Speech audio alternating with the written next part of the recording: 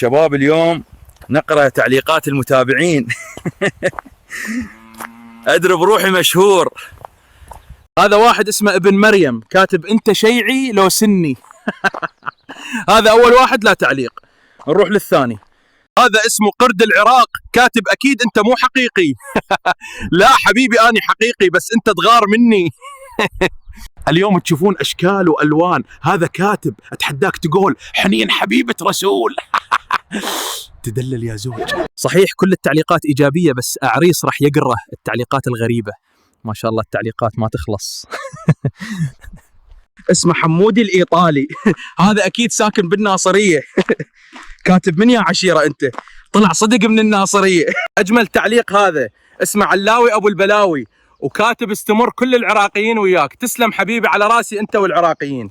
هذا بدون اسم كاتب والله راح أتابعك. يلا تابعني أنت حلفت. شكد قديم. شباب نصيحة لحد يتابعه. هاي البنية كاتبة كاميرا ب10 آسية. شباب اشتروا منها يمكن على باب الله.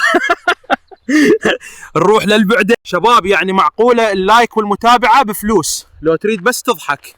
يلا ولك تفاعل لا تصير حجارة. حور العين كاتب اني جادة. اول شيء انت ولد وثاني شيء اذا حور العين هيك سلم لي على الجنة. هنا واحد اسمه ميرو بالانجليزي يكول من تجيب عبد الله كلاسك على جد فلوسك. والله حبيبي ابو عبود فخر وقدوه للعراقيين. صدق عود وين المصممين؟ معقوله عريس ما عنده مصممين؟ مع الاسف صمم بيدك ما حد يفيدك. يلا انطي راتب مليون. اني من السعوديه. انت اكثر واحد ضحكني. تحيه حب واحترام لاخواننا بالسعوديه وان شاء الله تدوم هاي الضحكه. ملاك القيسي كاتبه احبك عريس. ملاك اسمعي كلامي عدل.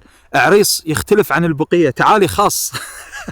آخر تعليق اليوم كاتب شعجب ما عندك متابعين انت متوهم عريس العراقي رقم 1. شباب اذا عجبتكم هاي الفقرة اريد تفاعل وكتبوا لي شنو تردون بالفيديو الجاي. في امان الله.